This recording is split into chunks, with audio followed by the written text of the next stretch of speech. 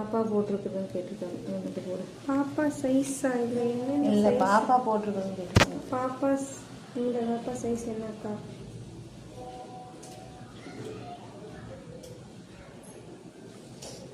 Okay ஆரம்பிக்கலாமா? 3, 2, 1 start. Hi my families. இப்போ நம்ம இடையில கேப் வந்துருச்சு, 1 வீக் பக்கமாக வந்துருச்சு. நம்ம வந்து லைஃப் ஸ்டோரி போட்டு இப்போ அதை தான் நம்ம பார்க்க போகிறோம். இது பார்ட் 4 வருது. நம்ம லாஸ்ட் டைம் பேசும்போது நம்ம நிரு பிறந்ததோடு நம்ம வந்து நிப்பாட்டிட்டோம். இப்போ நிரு பிறந்ததுக்கப்புறம் நம்ம என்னென்ன பண்ணணும் அப்படிங்கிறத நம்ம இந்த வீடியோவில் ஃபுல்லாக பார்க்க போகிறோம். ஸ்கிப் பண்ணாமல் பாருங்கள். நான் இதில் அழுகுற சுச்சுவேஷன் வந்தால் நான் தயவு செஞ்சு அழக்கூடாதுங்கிறதுக்காக தான் வீடியோவே ஸ்டார்ட் பண்ணியிருக்கேன். ஏதோ ஒரு இடத்துல நான் அழுதுட்டேன் அப்படின்னா நீங்கள் யாரும் மனசு கஷ்டப்படாதீங்க. ஏன்னா வந்துட்டு லாஸ்ட் வீடியோவில் சொன்னீங்க, அம்மா நீங்கள் இப்போ உங்கள் லைஃப் ஸ்டோரி கேட்கும்போது எங்களுக்கு ரொம்ப கஷ்டமாக இருக்குது, எனக்கே அழுக வந்துருச்சுன்னு சொன்னீங்க. அதனால தான் நான் முன்கூட்டியே சொல்கிறேன் தாங்க, என்னோட கஷ்டம் என்னோடய போகட்டும். நீங்கள் எல்லாம் கேட்டனால தான் நான் அந்த லைஃப் ஸ்டோரியை உங்கள்கிட்ட நான் ஷேர் பண்ணிக்கிறேன். இப்போ வந்து நம்ம வீடியோக்குள்ளே போயிடலாமா? வாங்க வீடியோக்குள்ளே போகலாம். இதுதான் நம்ம சேனலில் ஃபஸ்ட் டைம் பார்க்குற மாதிரி நம்ம சேனலை சப்ஸ்கிரைப் பண்ணி வச்சுக்கோங்க. ஏன்னா நம்ம வந்து ட்ரெஸ் கலெக்ஷன் பண்ணிகிட்டு இருக்கோம். அதோட நியூ கலெக்ஷன் எல்லாமே வந்துகிட்டே இருக்கும். நீங்களும் அப்பப்போ பார்த்து அப்டேட் பண்ணுவேன். நீங்களும் பார்த்து உங்களுக்கு தேவையான வாங்கிக்கலாம். ஸோ இது வரைக்கும் ரொம்ப சப்போர்ட் பண்ணியிருக்கீங்க, எல்லாத்துக்கும் ரொம்ப நன்றி. இதெல்லாம் ஏன் ஃபஸ்ட்டு பேசுனா, ஏன்னா வீடியோ ஓட்டிட்டு பார்க்குறதுக்கு வாய்ப்புகள் நிறைய இருக்குது. அதனால தான் முன்கூட்டியே பேசுகிறேன். சரி, இப்போ நம்ம வீடியோக்குள்ளே போகலாம். நம்ம ரக்ஷு வந்து 2008 பிறந்தாங்க. ரக்ஷு 2008. சூப்பர். நம்ம நிருத்தங்க வந்து 2008 பிறந்தாங்க. பிறந்து 45 நாள்லேயே வந்து என்னை வந்து கூப்பிட்டு போயிட்டாங்க. அதெல்லாமே அதில் சொல்லியிருப்பேன்னு நினைக்கிறேன், லாஸ்ட் வீடியோவில் கூப்பிட்டு போயிட்டாங்க. இவங்க கூப்பிட்டு போய் நான் வந்து ஒரு 8 மாதத்து வரைக்கும் எந்த ப்ராப்ளமும் இல்லை. நான் பூ கட்டிக்கிட்டு பாப்பாவை பார்த்துக்கிட்டு ரக்ஷுவும் பார்த்துட்டு தான். எங்கள் மாமியார் வந்து முத்தகாப்பட்டி போயிட்டாங்க. நாங்கள் 4 பேர் மட்டும்தான் சென்டர் வந்தோம். அவங்க முத்தகாப்பட்டிக்கு அங்கே போய் செட்டில் ஆகிட்டாங்க.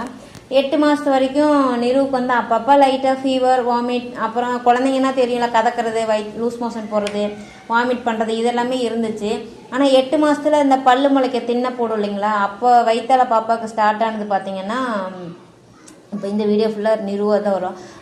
அந்த ஸ்டார்ட் ஆனது பார்த்திங்கன்னா லூஸ் மோஷன் வந்து நிற்கவே இல்லை. அதுக்கு முன்னாடி நான் 3 மாதத்துலேயே இவளுக்கு வந்து ஃபீட் பண்ணுறதை நிப்பாட்டிட்டேன். ஏன்னா பால் இல்லை அப்படிங்கிறனால ஃபீட் பண்ணுறதை நிப்பாட்டிட்டு பசும்பால் தான் கொடுத்துட்டு இருந்தேன். அந்த 8 மாதத்துக்கு லூஸ் ஆமாண்டா 8 மாதம் வரைக்கும் லூஸ் மோஷன் இருட கதையை கேட ஃபுல்லாக லூஸ்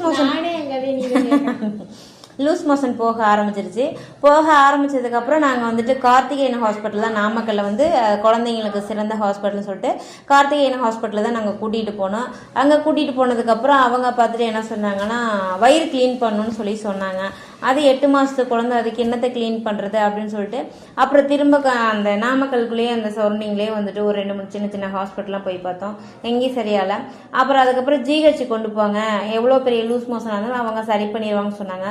லூஸ் மோஷன் போகணுன்னு சொல்லிட்டு ஜிஹெச் கொண்டு போய் அட்மிட் பண்ணோம். ஜிஹெச் அட்மிட் பண்ணோன்னே எங்கள் அப்பா வந்து பார்க்க வந்தாங்க. அப்போ வந்து உள்ளே யாரையும் விடலை, நான் மட்டும்தான். இவள் வந்து யார்கிட்டையும் போக மாட்டேன். கையில் இந்த கையில் வெண்பனில் இருக்கும், கத்திக்கிட்டே இருப்பா, அழுதுகிட்டே இருப்பாள். நான் இப்படி சமணங்கால் போட்டு படுக்க முடியாது, சமணங்கால் போட்டு பாப்பா மடியிலே வச்சுருப்பேன். என்னை தவிர வேறு யார்கிட்டையும் போக மாட்டா. அங்கே ஒன்லி ஒருத்தங்க மட்டும்தான் இருக்கணும், ஜிஹெச்சில் வந்து ஒருத்தங்க மட்டும்தான் இருக்கணும், குழந்தைங்க வரல. நான் வச்சுட்டே இருக்கேன். அந்த டைம் பார்த்து எங்கள் அப்பா பார்க்க வந்தாங்க. வெளியில் கூட்டிகிட்டு வைப்பானாங்க. நானும் சரி வெளியில் கூட்டிகிட்டு வந்தேன். கூப்பிட்டு வந்தோடனே வயிற்றாலையாக இருக்குன்னு சொல்லிட்டு வயிற்றாலை நீவறதுக்கு ஒரு அக்காவை கூட்டிகிட்டு வந்தேன். அந்த கொள்ளாத்து விழுந்திருக்கும் அப்படின்னு சொல்லிட்டு ஒரு அக்காவை கூப்பிட்டு வந்தாங்க. அவங்க கூப்பிட்டு வந்து கொள்ளாத்தெல்லாம் எதுவும் இல்லைன்னு சொல்லிட்டு கையும் காலையும் நீவி விட்டு அவங்க போயிட்டாங்க. வயிறு கூட நீவில், வயிறு நீவ வேணாம்னு சொல்லிட்டு அவங்க போயிட்டாங்க.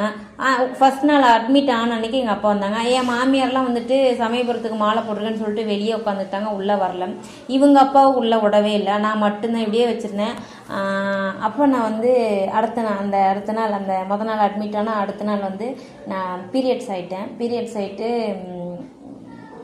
நாக்பின் வாங்கி தரக்கூட யாரும் இல்லை. என்னையும் இவளையும் ஹாஸ்பிட்டலில் விட்டுட்டு இவளை கூட்டிகிட்டு இவங்க எல்லாம் வீட்டுக்கு போயிட்டாங்க. எங்களோட அப்பாவும் எல்லாருமே அவங்கவுங்க வீட்டுக்கு அவங்கவுங்க போயிட்டாங்க. நாங்கள் 2 பேர் மட்டும்தான் ஹாஸ்பிட்டலில் இருந்தோம். அங்கே பாத்ரூம் சரி இருக்காது, உங்களுக்கு தெரியாது ஒன்றும் கிடையாது. ஜிஹெச்சில் பொறுத்த வரைக்கும் பாத்ரூம் சரி இருக்காது. எனக்கு வந்து இதை போய் யார்கிட்ட சொல்கிறதுன்னு கூட, இப்போ நான் வீடியோவில் எல்லாரும் பார்ப்பீங்க. இன்றைக்கி வந்து நம்ம வீடியோவை கொஞ்சம் பேர் பார்க்குறீங்க, ஒரு 2000-3000 பேர் பார்க்குறீங்க. ஆனாலும் அந்த 2000-3000 பேர் பார்க்குறீங்கன்னு சொல்லிட்டு கூட நான் வந்து அதை சொல்கிறேன் கூச்சம் இல்லாமல். ஆனால் அப்போ ரொம்ப கூச்சமாக இருந்துச்சு. சரி ஓகே அப்படின்னு சொல்லிட்டு யார்கிட்ட சொல்லணும்னு உட்காந்து அலறேன். இவனும் அலறான், நானும் அழுவுறேன். நர்ஸு வந்தாங்க, நைட் ஷிஃப்ட் முடிச்சுட்டு டே ஷிஃப்ட் வருவாங்களே நர்ஸுங்க வந்துட்டு, ஏன் எதுக்கு அழுவுறீங்க நிரஞ்சினி அட்டெண்டர் அப்படின்னு சொல்லி கேட்டாங்க. இந்த மாதிரி நான் வந்து பீரியட்ஸ்லாம் எனக்கு சொல்ல தெரியாது, அப்போ சீரியஸாக சொல்கிறேன், நான் வந்து டேட் ஆகிட்டேன், அது ஓப்பனாக சொல்லுவாங்க பார்த்தீங்களா, அந்த மாதம் நான் தூரம் ஆகிட்டேன் அப்படின்னு சொன்னேன்.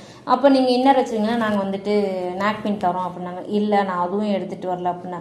அப்புறம் சரி ஓகே, இல்லைன்னா யாரையாவது வாங்கிட்டு வர சொல்லுங்கள், ஃபஸ்ட்டு யாரையாவது வாங்கிட்டு வாங்கன்னு சொன்னாங்க. இல்லை யாருமே இல்லை, நான் மட்டும்தான் இருக்கேன். அப்புறம் இல்லை நாங்கள் தரோம், நீங்கள் வந்து இன்னர் யூஸ் பண்ணிக்கோங்க அப்படின்னாங்க. இல்லை அதுவும் என்கிட்ட இல்லை அப்படின்னு சொன்னேன். எனக்கு சொல்ல சொல்ல அழுக தான் வந்துச்சு. அவங்க என்ன பண்ணிட்டாங்கன்னா போஸ்ட்மார்ட்டம் பண்ணுற சாரி இந்த காட்டன் இருக்கு இல்லைங்களா, அந்த காட்டன் வெட்டி தான் எனக்கு கொடுத்தாங்க. கொடுத்தோன்னே எனக்கு அந்த இடத்துல அவங்க வந்து கடவுளாக தெரிஞ்சாங்க. ரொம்ப அழுதுட்டு எனக்கு என்ன பேசுறது என்ன சொல்கிறதுனே தெரில. கரெக்டாக அவங்களுக்கு பார்த்தீங்கன்னா ஆடி மாதம், இவங்க கரெக்டாக இவங்க லூஸ் மோஷன் போகும்போது ஆடி 1 ஆடி 18 சம்திங், அந்த இப்போ நான் வீடியோ எடுக்கிற மாதம் தான் அவங்களுக்கும் அந்த மாதிரி ஆணுச்சு. சரி ஓகே அப்படின்னு சொல்லிட்டு 5 நாள் அங்கே இருந்தோம். இவங்க எங்கள் மாமி வந்துட்டு பையன் வேணும்னு சொல்லிட்டு பழனிக்கும் சமயபுரத்துக்கும் பாத யாத்திரையாக மாலை போட்டிருந்தாங்க. அவங்க லாஸ்ட் வருஷம்னு சொல்லிட்டு, ஏன்னா இவன் பையன் பொருட்களே பொண்ணாக போகிறதுனால அவங்களுக்கு எல்லாம் மனசு விட்டு போச்சு. பாத யாத்திரை போகணும் மாலை போட்டு அவங்க கிளம்பிட்டாங்க. யாருமே இல்லை. திரும்ப வந்து ஜிஹெச் என்ன பண்ணாங்க, 5 to 7 நாள் தான் வச்சுட்டு நீங்கள் டிஸ்சார்ஜ் பண்ணிடுங்க, இனி ஒன்றும் பண்ண முடியாது அப்படின்னு சொல்லிட்டாங்க. இனிமேல் அப்படியே நின்றும் அப்படின்ட்டாங்க. சரி ஓகேன்னு சொல்லிட்டு இவங்களாம் டிஸ்சார்ஜ் பண்ணி நாங்கள் வீட்டுக்கு கூட்டிகிட்டு வந்துட்டு பார்த்தோன்னா பாப்பா வந்து ரொம்ப ஒயிட்டாக இருப்பாள். நிரு தங்க வந்து பயங்கர ஒயிட்டு, வாயெல்லாம் ஒரு மாதிரி ரொம்ப வெள்ளையாகி வெள்ளைப்பூச்சி அரிச்ச மாதிரி அவள் ரொம்ப இதாகிட்டாங்க. அப்போ நான் வந்து 2 பெண் குழந்தை போதும்னு சொல்லிட்டு வேற நான் வந்து குடும்ப கட்டுப்பாடு பண்ணிட்டனால எல்லா ரிலேட்டிவும் எல்லாமே என் ஹஸ்பண்ட்லேருந்து என் மாமியார்லேருந்து எல்லாருமே வந்து நீ தானே போதும், எதுவாக இருந்தாலும் போதும்னு சொன்னேல, இப்போ உன்னை வந்து அந்த குழந்தை உன்னை அம்மானு கூப்பிடுமா, உன்னை அம்மானு கூப்பிடான்னு சொல்லிட்டு எல்லாருமே என்னோட எதிரியிலேருந்து என் சொந்தக்காரங்கலேருந்து எல்லாருமே அப்படியே சொன்னாங்க. சரி ஓகே, இதுக்கு என்ன பண்ணுறதுனே எனக்கு ஒன்றுமே தெரியல. அப்புறம் அவங்க எங்கள் வீட்டுக்காரோட ஓனர் வந்துட்டு ஈரோடு பேபி ஹாஸ்பிட்டல் வந்து பெட்டராக இருக்கும், அவங்க குழந்தைங்களுக்கு மட்டும்தான் பார்ப்பாங்க, நீங்கள் அங்கே ஒன்ஸ் போய் பாருங்கன்னு சொன்னாங்க. சரி ஓகே, நீ இவங்களை கூட்டிகிட்டு அங்கே போயிட்டோம். அப்போல்லாம் வந்துட்டு நம்ம இப்போ போடுற மாதிரி அந்த என்னது டைப்பர்லாம் அப்போல்லாம் கிடையாது. என் குழந்தைங்க 2 பேருக்குமே டைப்பர்லாம் யூஸ் பண்ணவே கிடையாது. துணி தான் எவ்வளோ வயிற்றால போனாலும் எவ்வளோ வாந்தி எடுத்தாலும் சரி துணி மட்டும்தான். சரி ஓகேன்னு சொல்லிட்டு நாங்கள் ஈரோடு கூட்டிகிட்டு போனோம். அங்கே கூப்பிட்டு போய் 3 நாள் 5 நாள் இருந்தோம். அங்கே இருந்துட்டு ஓகே டன் ரைட் 9 மாதம் ஃபினிஷ் ஆகும்போது டன் ஓகேன்ட்டாங்க. வயிற்றாலே நின்றுச்சு. தென்னு வீட்டுக்கு வந்துட்டு அப்போ 10வது மாதம் தடுப்பூசி போடணும்னா அங்கேயே போட்டுக்கலாம். நாங்கள் 1700 ஏதோ சம்திங், எனக்கு சரியாக ரேட்டு தெரியல, ஆனால் 1000க்கு மேலே தான், 500 700 ஊசி போட நாங்கள் வந்து பாப்பா எடுத்துகிட்டு நானும் என் மாமியாவும் போயிட்டு பாப்பா ஊசி போட்டோன்னே ஒரு சிறப்பு கொடுத்தாங்க. பாப்பாவுக்கு போய் இந்த சிறப்பு கொடுங்கன்னு ஈரோட்டில் ஊசி போட்டு நாங்கள் திரும்ப வந்து வீட்டுக்கு வந்துட்டு அந்த சிறப்பை கொடுத்து அந்த நைட்டு அடுத்த நாள் காலையில் மறுபடி வயிற்றால் போக ஆரம்பிச்சிச்சு. எப்படி சொல்கிறது, கண்ட்ரோல் இல்லை. அந்த கார்த்திகேயன் ஹாஸ்பிட்டல் போனோம் பார்த்தீங்களா, ஃபர்ஸ்ட்டு அவரே வந்து ஈஸ்ட் ரைஸ் ஃபுட்னு சொல்லிட்டு ஒரு அரிசி கஞ்சி வந்து ரெக்கமெண்டேஷன் பண்ணி அவர் தான் எழுதி கொடுத்தாரு, நீங்கள் பால் கொடுக்குறத நிப்பாட்டிடுங்க அப்படின்ட்டு. சரி ஓகே அப்படின்னு சொல்லிட்டு பசும்பால் கொடுக்கறத நிப்பாட்டிட்டு அந்த கஞ்சியை தான் கொடுத்தான். அந்த துளியோண்டு கஞ்சி கொடுத்தாலும் 4 மடங்கு வயிற்றாலேயே போகும், இல்லை வாந்தியாக போகும். என்னடா இப்படியே இருக்குது. சரி நான் எனக்கும் ஒரு கட்டத்துக்கு மேலே மனசு விட்டுருச்சு. சரி நம்ம பிள்ளை வந்து அவ்வளோதான் போல, இனி வந்து நம்மளை அம்மானை கூப்பிட ஒரு ஆள் இல்லை போலன்னு சொல்லி சீரியஸாக எல்லாரும் நம்மளை நெகட்டிவாக சொல்லும் போது நானும் அதை வந்து யோசிச்சிட்டேன். அப்புறம் சரி ஓகேன்னு சொல்லிட்டு எங்கள் பங்காளி வீட்டில் ஒரு அக்கா வந்து பாப்பா பார்க்க வந்தாங்க. ஹாஸ்பிட்டலில் வந்து பார்க்க முடியும்னு சொல்லிட்டு வீட்டுக்கு வந்து பார்க்க வருவாங்க இல்லையா, வந்து பார்க்க வந்தாங்க. வந்து பார்க்க வந்துட்டு என்னதான் சொல்கிறாங்கன்னா இந்த மாதிரிக்கா அப்படின்னு சொன்னேன். ஈரோடு சேலம் கோகுலம் ஹாஸ்பிட்டலில் கொண்டு போங்க. அவர் இன்னைக்கு டாக்டர் வந்து அவர் ரிட்டையர்ட் ஆகிட்டாரு. நாங்கள் போகும்போதே ரொம்ப வயசானவர் தான், அவர் ராசியான டாக்டருங்கிறனால கோகுலம் ஹாஸ்பிட்டலில் வச்சுருந்தாங்க. நீங்கள் போய் அந்த டாக்டரை பாருங்கன்னு சொல்லிட்டு அவங்க பையனுக்கு ஏதோ இந்த மாதிரி ப்ராப்ளம் இருந்துச்சுன்னு சொல்லிட்டு அங்கேயும் முடியலன்னு சொன்னோன்னே அவங்க கோகுலம் தான் பார்த்துருக்காங்க. சரி ஓகேன்னு சொல்லிட்டு அடுத்த நாள் நீங்கள் வந்து கேஷுவல் வார்டில் போங்க, எமர்ஜென்சிக்குள்ளே போகாதீங்க, கேஷுவல் வார்டில் போனீங்கன்னா தான் உங்களுக்கு நல்லா ட்ரீட்மெண்ட் கிடைக்கும், எமர்ஜென்சியில் போனால் அப்போதைக்கு பார்ப்பாங்க அடுத்து வந்து இதுன்னு இருக்குவாங்க அப்படின்னு சொன்னாங்க. சரி ஓகேன்னு சொல்லிட்டு ஃபர்ஸ்ட் ஆளாக டோக்கன் போகணும்னு சொல்லிட்டு 8 மணி to 8:30 வரைக்கும் தான், 1/2 hour தான் அங்கே டோக்கனே கொடுப்பாங்க. 4 மணிக்கு 2 மணிக்கு எந்திரிச்சிட்டு ரெடி ஆகிட்டு 3 மணிக்கு வண்டி எடுத்து, ஏன்னா எங்கள் ஊருக்கு பஸ் எல்லாம் கிடையாது, வண்டியை கொண்டு வந்து நாமக்கல் ஸ்டாண்டில் போட்டு அவன் கேட்குறான். இவங்க பாப்பாவையும் அவங்க ஆயாவையும் பஸ் ஸ்டாண்டில் விட்டு இவங்களை வந்து அவங்க பெரிய ஆயா வீட்டில் விட்டுட்டேன். அவங்க பஸ் ஸ்டாண்டில் விட்டுட்டு நான் மட்டும் போகிறேன். அந்தாலும் என்னை பார்த்துட்டு என்னப்பா இந்நேரத்துக்கு வண்டி போட வந்திருக்கேன்னு சொல்லிட்டு ஒரு மாதிரி பார்த்தேன். ஆனால் இல்லைனா என் பொண்ணுக்கு உடம்பு சரியில்லை, நாங்கள் சேலம் போகிறோம், 4 மணிக்கு பஸ் ஏறினா தான் அங்கே போய் நாங்கள் 6 மணிக்கு ரீச் ஆகி நாங்கள் டோக்கன் போட முடியும்னா. ஆனால் டோக்கன் கொடுக்குறது என்னமோ 8 மணி தான். ஆனால் அதுக்கு முன்னாடியே வந்து வெயிட்டிங் லிஸ்ட்டில் வெயிட் பண்ணுவாங்கண்ணா அப்படின்னு. சரி ஓகே அப்படின்னு சொல்லிட்டு, ஆனால் நான் தான் வண்டி வந்து எடுக்கணுமா, வேறு எதாவது எடுத்தால் பரவாயில்லையா அப்படின்னு சொல்லி. அப்போ நான் வந்து எக்ஸல் என்னோடய பேரில் நான் எக்ஸல் சொந்தமாக வாங்கியிருந்தேன். இல்லைப்பா நீ வந்து சைன் பண்ணி கொடுத்துரு, வேறு யாராவது வராங்கன்னா சைன் பண்ணி கொடுத்துரு அப்படின்னு சொன்னாங்க. சரி ஓகேன்னு வண்டி ஸ்டாண்டில் போட்டு ஒரு 500 மீட்டருக்கு பக்கமாக நடந்து போகணும், ஸ்டாண்டுக்கும் பஸ் ஸ்டாண்டுக்கும். நான் வண்டியை போட்டு நடந்து போகிறேன். எனக்கு கொஞ்சம் பயம், ரொம்ப பயம், கொஞ்சம்லாம் இல்லை. தனியாக நடந்து போகும்போது நாய் கத்தும் போதெல்லாம் எனக்கு ரொம்ப பயந்துட்டே இப்படியே பிடிச்சிட்டே நான் போகிறேன். போய் பஸ் ஏறி உட்காந்தேன். 3:45 பஸ் ஏறிட்டோம். 4 மணிக்கு பஸ் எடுத்தாங்க. பஸ் எடுத்தோடனே நாங்கள் வந்து சேலம் போய் சேலத்துல நாங்கள் கோகுலம் ஹாஸ்பிட்டல், ஏன்னா நாங்கள் கோகுலம் ஹாஸ்பிட்டல் போனதே கிடையாது. சேலம் போயிட்டு சேலத்துலேருந்து கோகுலம் ஹாஸ்பிட்டலில் போனால் அவங்க எமர்ஜென்சி வார்டில் பார்த்துக்கோங்க அப்படின்னாங்க. இல்லை நாங்கள் வந்து கேஷுவலில் பண்ணிக்கோன்னு சொல்லிட்டு வெயிட் பண்ணி டோக்கன் 8 மணிக்கு போட்டேன். ஃபஸ்ட்டு டோக்கன் நான் போட்டேன். ஃபஸ்ட்டு டோக்கன் போட்ட உடனே டாக்டர் வந்தார். அவர் நல்ல வயசானவர். வந்து இந்த மாதிரி ஒரு டேபிளில் டாக்டர் வந்துட்டார். அம்மா மட்டும்தான் கூட்டிகிட்டு வரணும்னு சொல்லிட்டாங்க. சரி ஓகே அப்படின்னு சொல்லிட்டு நான் மட்டும்தான் பாப்பாவை எடுத்துகிட்டு போகிறேன். போயிட்டு டேபிளில் படுக்க வைக்க சொன்னார். அவரை வேறு எதையுமே தொட்டெல்லாம் பார்க்கல, பிள்ளையை தொட்டே பார்க்கல. ஆக்சுவலாக டேபிளில் படுக்க வைக்க சொன்னார். படுக்க வச்சேன். படுக்க வச்ச உடனே அவர் பிள்ளையை பார்த்துட்டு இந்த கண்ணு இப்படி எதுன்ட்டு வாயை மட்டும் ஓப்பன் பண்ணி பார்த்துட்டு ஒரே கேள்வி என்கிட்ட கேட்டார். உனக்கு புள்ள வேணுமா இல்லை பணம் வேணுமான்னு கேட்டேன். எனக்கு புள்ள வேணும்னு. அப்போ அட்மிட் பண்ணேன் அப்படின்னு சொன்னார். சரி ஓகே, எனக்கு என்ன பண்ணுறதுன்னு தெரியல, ஏன்னா எல்லா ஹாஸ்பிட்டலையும் வந்தாச்சு. கடைசி ஹோப் வந்து கோகுலம் ஹாஸ்பிட்டலு. சரி ஓகே அப்படின்னு சொல்லிட்டு அட்மிட் போட சொல்லியாச்சு. அட்மிட் போட்டாங்க. அட்மிட் போட்டோடனே நமக்கு வந்து ரூம் எல்லாமே கொடுத்துட்டாங்க. 11 மணிக்குள்ளார இவங்களை வந்து அட்மிட் பண்ணியாச்சு. அட்மிட் பண்ணிவிட்டு அவங்க வந்து ட்ரிப்ஸ் இறக்குனாங்க. ட்ரிப்ஸ் இறக்குறதுல அது என்னமோ மருந்து நிறையா போட்டு, எனக்கு அந்தளவுக்குலாம் மருந்தெல்லாம் வந்து மைண்டில் வச்சுக்க தெரியாது, படிக்கவும் தெரியாது. இப்போ இருக்கிற மெசேஜஸ் படிக்கிறது கூட எனக்கு அப்போல்லாம் படிக்க தெரியாது. ஆக்சுவலாக சொல்கிறேன், இப்போ எனக்கு படிக்கிற அளவுக்கு அப்போ படிக்க தெரியும். அப்போ சரி ஓகேன்னு சொல்லிட்டு ஃபர்ஸ்ட் நாள் போயிடுச்சு. 2வது நாள் வந்துட்டு கேரளாவிலேருந்து ஸ்பெஷலிஸ்ட் வர சொன்னாங்க. நான் வந்து எந்தெந்த ஹாஸ்பிட்டலில் போய் பார்த்தோமோ அந்த ஃபைல் எல்லாமே எடுத்துகிட்டு போயிருந்தேன். எடுத்துகிட்டு போய் பார்த்தோன்னே அவங்க வந்துட்டு எல்லாம் செக் பண்ணி பார்த்துட்டு அப்புறம் கேரளாவிலேருந்து ஸ்பெஷலிஸ்ட்டை வர சொன்னாங்க. 2வது நாள் வந்தாங்க. வந்து எல்லாம் பார்த்துட்டு ஒன்றுமே இல்லை, பாப்பாவுக்கு வந்து ஃபுட் பாய்சன் ஆகிருக்கு, பால் கொடுக்கக்கூடாது அப்படின்னு சொல்லிட்டு ஒரு ஏதோ மருந்து இறக்குனாங்க. வயிற்றுல இருந்து பார்த்தீங்கன்னா அந்த அரளிப்பூ நான் கட்டினேன் பார்த்தீங்களா, அந்த கட்டின அரளிப்பூ வந்து அந்த மொக்கை வந்து எனக்கும் தெரியல, பிள்ளை முழுங்கிட்டா. ஸோ பை மிஸ்டேக் தான் அது வந்து நான் அதை செஞ்சிடக்கூடாது. ஆனால் பால் வாங்க காசு இல்லை, அதை கொடுக்க மாட்டேன் என் வீட்டில். அப்போ நான் பிள்ளையை வச்சுக்கிட்டு நான் பூ தான் கட்டிகிட்டு இருந்தேன். 8 மாதம் வரைக்குமே நான் பூ கட்டி தான் பிள்ளைக்கு நல்லது கட்டேன். ஏன்னா எனக்கு 3 மாதத்துலேயே பால் வந்து பாப்பாவுக்கு என் பால் அவளுக்கு இல்லாமல் போயிடுச்சு. அப்போ நான் வந்துட்டு அதை பார்க்கும்போது இந்த பூ வந்துச்சு. அப்போ என் லூஸ் மோஷன் போகும்போது என்ன வருதுன்னு நீங்கள் செக் பண்ணுங்கன்னு சொல்லிட்டு போயிட்டாங்க.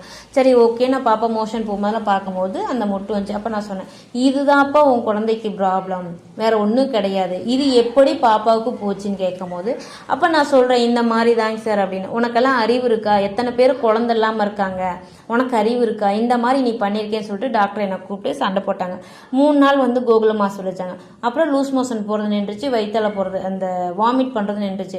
அப்புறம் ஒரு நாள் ஃபுல்லாக எல்லாமே பாப்பாவை ஃபுல்லாக பார்த்துட்டு ஓகே இனி எந்த பிரச்சனையும் இல்லை, நீங்கள் பாப்பாவுக்கு வந்து ஃபீவர் வராமல் பார்த்துக்கோங்க. பாப்பா லூஸ் மோஷன் தொடர்ந்து 2 மாதம் பாப்பாவுக்கு தொடர்ந்து போனனால பாப்பாவுக்கு வந்து எதிர்ப்பு சக்தி 3 மாதம் 3வது மாதம் வரைக்கும், ஏன்னா 8ல் ஆரம்பிச்சிச்சு, 9, 10, 11 அந்த ஸ்டேஜ் 11 முடிகிற வரைக்குமே இப்படி தான் கண்டிஷன் இருந்துச்சு. இப்போ பாப்பாவுக்கு ஃபீவர் வராமல் பார்த்துக்கோங்க, அவளுக்கு எதிர்ப்பு சக்தி ரொம்ப கம்மியாக இருக்குது அப்படின்னாங்க. பால் எவ்வளோ நாள் கொடுத்தீங்கன்னா நான் 3 மாதம் தான் கொடுத்தேன், எனக்கு பாலே இல்லை அப்படின்னு சொன்னேன். சரி ஓகே அப்படின்னு சொல்லிட்டு அப்புறம் சில டேப்லெட்ஸ் அதாவது சிரப் எல்லாமே கொடுத்தாங்க. பாப்பா கொண்டு வந்து வீட்டில் நல்லபடியாக கொண்டு வந்து வீட்டுக்கு ஈவினிங் போல் டிஸ்சார்ஜ் ஆகி வரோம். வந்த உடனே விட்டுட்டு என் மாமியாவை பார்த்துக்க சொல்லிவிட்டு நான் வேலைக்கு கிளம்பி போயிட்டேன். ஏன்னா ஏன் வேலைக்கு போனால் இவளை காப்பாற்றுறதுக்கு நான் கழுத்தில் போட்டிருந்த நகை தாலிக்குடி எல்லாம் வச்சுட்டேன். அப்போ என் மாமியார் சொன்னாங்க, உன் பிள்ளைக்கு நீ தான் வச்ச, நீ தான் திருப்பணும்னு சொல்லி எங்கள் மாமியார் சொல்லிட்டாங்க. அப்போது நான் எனக்கு வேறு என்ன வழி, சரி நீங்கள் பிள்ளைய பார்த்துக்கோங்க அப்படின்னு நான் சொல்லிவிட்டு ஹாஸ்பிட்டலில் பிள்ளைக்கு 1 வயசு கூட வரவே இல்லை. ஹாஸ்பிட்டலில் வீட்டில் கொண்டாந்து விட்டுட்டு கோழி பண்ணைக்கு வேலைக்கு போக ஆரம்பித்தேன். அப்போ 150 ரூபா சம்பளம். கோழி பண்ணைக்கு வேலைக்கு காலைல 9 மணிக்கு போயிட்டு சாயங்காலம் 5:30 சொல்லுவாங்க, ஆனால் 6 மணி ஆயிடுனாங்க. வண்டியிலேயே போயிட்டு வண்டியிலேயே வருவேன். கொண்டம்பட்டி மேட்டுக்கு வந்து கோழி பண்ணைக்கு வேலைக்கு போவேன். வீசானத்துலேருந்து கொண்டம்பட்டி மேட்டுக்கு. அப்புறம் இவங்க ஜாதகம்லாம் போய் பார்ப்பாங்களா, பார்த்துல இல்லை பூரிய சொத்துல இருக்கக்கூடாது அது இதுன்னு சொன்னேன். அப்படியே வாடகை வீட்டுக்கு சேஞ்ச் பண்ணேன். ஒரு 3 வருஷம் வாடகை வீட்டில் இருந்தோம். சொந்த வீட்டை வாடகை விட்டு ஒரு 3 வருஷம் வாடகை வீட்டில் இருந்தோம். அதுக்கப்புறம் என்ன பண்ணிட்டாங்கன்னா 3 வருஷம் கழிச்சு பாப்பா வந்து எல்கேஜா யூகேஜா சேர்த்தியாச்சு.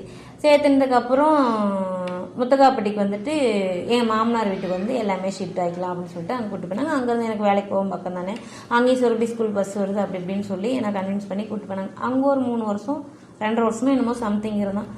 அதுக்கப்புறம் நான் வந்து என் வாழ்க்கையை பிரிஞ்சு வந்துட்டேன். அதுக்கு நடுவில் என்ன நடந்துச்சுன்னா நிறைய சந்தேகம். நான் கூலி பண்ணிக்கு வேலைக்கு போக சொன்னேன். ஏன்னா நகையை திருப்ப சொல்லிட்டாங்க. நான் நகை வந்து நான் திருப்பி தான் ஆகணும். சரி ஓகே அப்படின்னு சொல்லிட்டு கோழி பண்ணிக்கு வேலைக்கு போனேன். மாத சம்பளம் தான். அந்த மாத சம்பளம் வந்து கவரில் போட்டு கொடுப்பாங்க. பஞ்ச் பண்ணணும். சொல்லாமல் லீவ் போட்டால் நமக்கு சம்பளம் வராது. பஞ்ச் பண்ணிட்டு தான் வேலைக்கு போகணும். பெரிய கோழி பண்ணை தான். சரி ஓகேன்னு சொல்லிட்டு வேலைக்கு போகும்போது அங்கே நமக்கு ஃப்ரெண்ட் சர்க்கிள் கிடைப்பாங்க இல்லையா, ஆண் பெண் எல்லாருமே கிடைப்பாங்க. அப்படி ஒரு ஃப்ரெண்ட் எல்லாமே எனக்கு கிடைச்சாங்க. அவங்களோடலாம் எனக்கு வந்து என் வீட்டு சைடில் வந்து நீ கோழி பண்ணைக்கு போனேன், அவனோட போயிட்டு வந்த, இவனோட போயிட்டு வந்த அப்படின்னு சொல்லிட்டு ரொம்ப கேவலமாக, எவ்வளோ கேவலமாக பேச முடியுமோ அவ்வளோ கேவலமாக பேசினாங்க. அதுக்கப்புறம் ஒரு ஸ்டேஜுக்கு மேலே என்னால் முடியல. அப்போது வந்து 2010-11 சுத்தமாக முடியல என்னால். 11-12 அந்த ரேஜில் அப்படியே எப்படி சொல்கிறது, நடப்பணமாக வாழ்க்கையை ஓடிட்டு இருந்துச்சு. 13, 14, 15 நான் பேசவே இல்லை.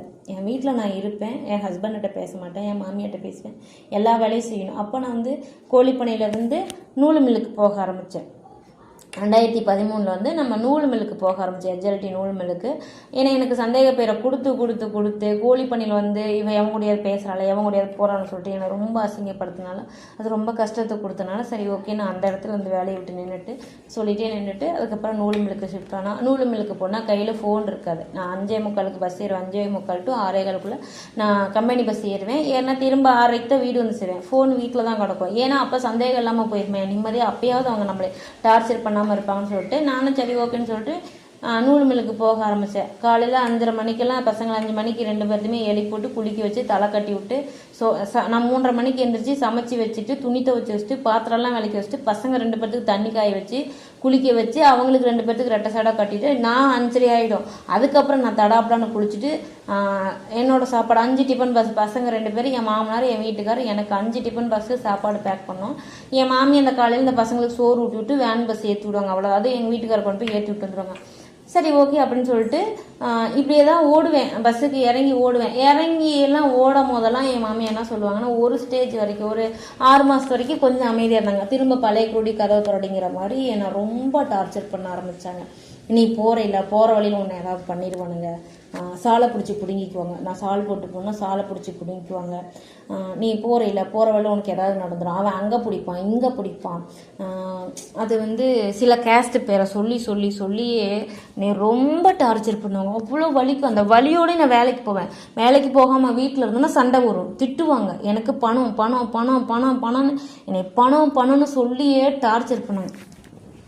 வேலைக்கு ஓடிட்டே இருக்கணும். புதன்கிழமை வார லீவுனா காலையில் 6 மணிக்கு 5 மணிக்கு எழுப்பி விட்ருவாங்க. வார லீவு அன்னைக்கு கூட நான் வந்து 6 மணி 7 மணி வரைக்கும் தூங்கக்கூடாது. எந்திரிச்சிட்டு எல்லாத்துக்கும் சாப்பாடு செஞ்சு பசங்களை ஸ்கூல் அனுப்பிட்டு மாவாட்டி வச்சு, ஏன்னா வார லீவ் அன்னைக்கு தான் நான் மாவாட்ட முடியும். 2 படி 3 படி போட்டு மாவாட்டி ஃப்ரிட்ஜில் வச்சுட்டு அப்புறம் வீட்டில் இருக்க வேலையெல்லாம் முடிச்சு என்னை நூல் மில்லுக்கு வேலைக்கு போகும்போது ரொம்ப ஹீட்டாக இருக்கும். மருதாணி வச்சுப்பேன். மருதாணி வச்சாலும் என்னை பேசுவாங்க, எதுக்கு மருதாணி வச்சுட்டு போகிறேன், எவனை பார்க்க மருதாணி வைக்கிறாம்பாங்க. அப்புறம் நான் வந்து பீரியட்ஸ் டைம் ஆகிட்டேன்னா நான் வந்து மஞ்சள் போட்டு குளிக்கிற பழக்கம் இருக்குது. மஞ்சள் போட்டு குளிச்சிட்டோம் அப்படின்னா எவன் கூட போகிறதுக்கு மஞ்சள் போட்டு குளிப்பா அப்படின்னு சொல்லிட்டு ரொம்ப கேவலமாக, எந்த அளவுக்கு கேவலமாக பேச முடியுமோ அந்த அளவுக்கு 2016 செப்டம்பர் மாதம் வரைக்கும் அவ்வளோ கேவலப்படுத்தினாங்க. நான் எப்படி சொல்கிறது, நைட்டு 1 மணி 2 மணிக்கெல்லாம் நான் வந்து என்னை வந்து அடிப்பாங்க. நான் படுக்க போகலைன்னு என்னை அடிப்பாங்க. முட்டி சரியான நிலமாக இருக்கும். இந்த கட்டிலுக்கு அந்த கட்டிலுக்கு இழுத்து பிடிச்சிட்டு அடிப்பாங்க. இவன் என் கூட படுத்திருப்பா, அவள் ஒரு பக்கம் படுத்திருப்பா, இழுத்து பிடிச்சி என்னை அடிப்பாங்க. அந்த அடி வாங்கணும். என் மாமி அப்படியே நின்றுட்டு பார்ப்பாங்க. அப்படியே என் புருஷன் இந்த பக்கம், நான் அந்த கட்டில் படுத்துருப்பேன், கை கட்டில் படுத்துருப்பேன், இந்த பக்கம் நான் படுத்துருப்பேன், இந்த பக்கம் என் புருஷன், அந்த பக்கம் என் மாமியை படுத்துருப்பாங்க. இப்படி தாவரத்துலாம் படுத்துருப்போம். அந்த நைட் அந்த 1 மணி 2 மணிக்கு என்ன நினைப்பாங்கன்னு தெரியுது. முடி இழுத்து பிடிச்சி அடித்து எல்லா சனமும் நின்று என்னை வேடிக்கை பார்ப்பாங்க. அந்த நேரத்துக்கெல்லாம் அவ்வளோ அடி வாங்குவேன், அவ்வளோ உத வாங்கினேன். அதுக்கப்புறம் ஒரு கட்டத்துக்கு மேலே முடியல. என் அப்பாட்டெலாம் நான் பேசலை ஆக்சுவலாக. பாப்பாவுக்கு அந்த எப்போ ஈரோடு ஹாஸ்பிட்டலுக்கு கூப்பிட்டு போனால் அதுலேருந்து 2016 வரைக்கும் என் அப்பா கிட்ட நாங்கள் பேசவே இல்லை. கிட்டத்தட்ட ஒரு 7-8 வருஷமாக என் அப்பாவையும் நான் பார்க்கல, என் அப்பாட்டையும் பேசலை. அதுக்கப்புறம் என் அண்ணனுக்கு கல்யாணம் பண்ணிச்சு, எல்லாமே பண்ணாங்க. இவங்க நீ போகிறதுனா போ, என் பிள்ளைங்களை விட்டுட்டு போயிரு அப்படின்னு சொன்னாங்க. எனக்கு பசங்க தான் முக்கியங்கிற மாதிரி நான் போகவே இல்லை. அவங்களும் பேசலை, யாரும் பேசலை. என்னால் யார்கிட்டையும் போய் அழவும் முடியாது, வேலைக்கு போகிற இடத்துல அழவும் முடியாது. அழுதான் அவங்க நம்மளை ஏதாவது மிஸ்யூஸ் பண்ணிடுவாங்கன்னு சொல்லிட்டு அங்கேயும் அழ முடியாது. ரொம்ப கஷ்டப்பட்டு 2016 வரைக்கும் வந்துட்டேன். 16க்கு அப்புறம் செப்டம்பர் மாதத்துக்கு அப்புறம் என்னால் சுத்தமாக முடியல. எங்கள் அப்பா பேச ஆரம்பித்தார். ஒரு ஃபோன் சாம்சங்கில் வாங்கி கொடுத்தாரு. அது டிஸ்பிளேலாம் எங்கள் அப்பா மாற்றி கொடுத்தாரு.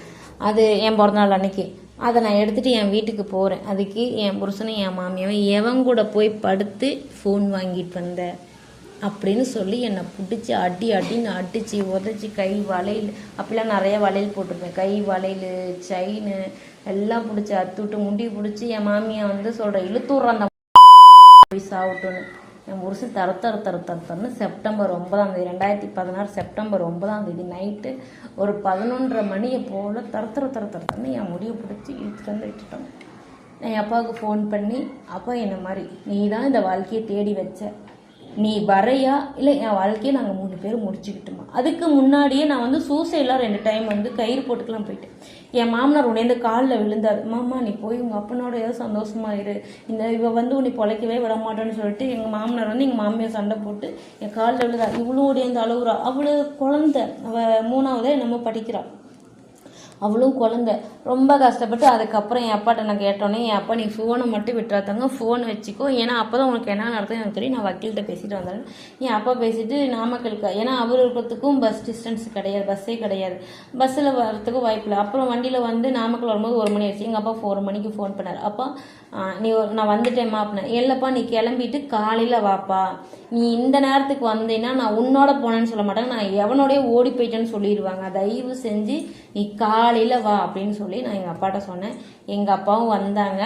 அதுக்கு முன்னாடி பசங்க 2 பேர்த்துக்கு ஸ்கூலுக்கு ரெடி பண்ணிட்டு வெள்ளிக்கிழமை செப்டம்பர் 9 சனிக்கிழமை அன்னைக்கு பசங்க 2 பேர்த்தையும் ஸ்கூலில் அமுச்சு விட்டுட்டு, தங்கம் சாயங்காலம் நீங்கள் புளியம்பட்டி வண்டியில் 7ஆம் நம்பர் வண்டியில் வந்துருங்க, நான் வளர்மதிக்கு ஃபோன் பண்ணி சொல்லிடுறேன், 7ஆம் நம்பர் பஸ்ஸில் வந்துருங்கன்னு சொல்லிவிட்டு இவங்க 2 பேர்த்தையும் ஸ்கூலுக்கு அனுப்பிச்சிட்டு 50 ரூபா கையில் காசு கொடுத்துட்டேன். நீங்கள் ஸ்கூல்லே வாங்கி சாப்பிட்டுக்கோங்கன்னு சொல்லிட்டு நான் அங்கே பிரின்ஸிபலுக்கு ஃபோன் பண்ணி சொல்லிட்டேன். சரி நான் பார்த்துக்கிறேன், ஏன்னா நாங்களும் அவங்களும் ஃப்ரெண்டு, ஆனால் பார்த்துக்கிறேன் ஒன்றும் பிரச்சனை இல்லை அப்படின்ட்டாங்க.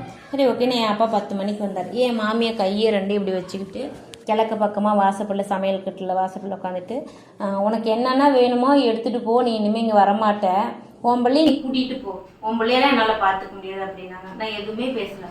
வாட்டில் போனேன். பசங்களோட யூனிஃபார்ம் சாட்டர்டே வேறு யூனிஃபார்மு, மீதி 4 நாள் ஒரு யூனிஃபார்ம், சாட்டர்டேவும் புதன்கிழமையும் வேறு யூனிஃபார்மு, மீதி 4 நாள் ஒரு யூனிஃபார்ம். சரி ஓகேன்னு சொல்லிட்டு நான் என்ன பண்ணிட்டேன், ஸ்கூல் யூனிஃபார்ம் எடுத்துகிட்டு, அது ஒரு செட்டு, நல்லா தெரிஞ்சுக்கோங்க, ஒரு செட்டு யூனிஃபார்ம் எடுத்துகிட்டு பசங்களோட ஷூ, சனிக்கிழமை செப்பல் போட்டுருவாங்க, ஷூ எடுத்துகிட்டு எனக்கு ட்ரெஸ் எதுவுமே எடுத்துக்கல. நான் வாக்கில் கிளம்பி வந்துட்டேன். என் அப்பா எனக்கு பிறநாளுக்கு எடுத்து கொடுத்த சீலையை மட்டும் எடுத்துகிட்டு நாங்கள் வந்துட்டோம். அதோடனே பசங்களும் வந்தாங்க. திரும்ப 10-15 நாள் பசங்க ஸ்கூல் போகாமலே தான் இருந்தாங்க. நான் ஒரேடியாக என் லைஃப் போகும்னு நான் யோசிக்கவே இல்லை. சரி ஓகே அப்படின்னு சொல்லிட்டு நான் வந்தேன். இன்னைக்கு 2024 இப்போ வரைக்கும் இருக்கேன்.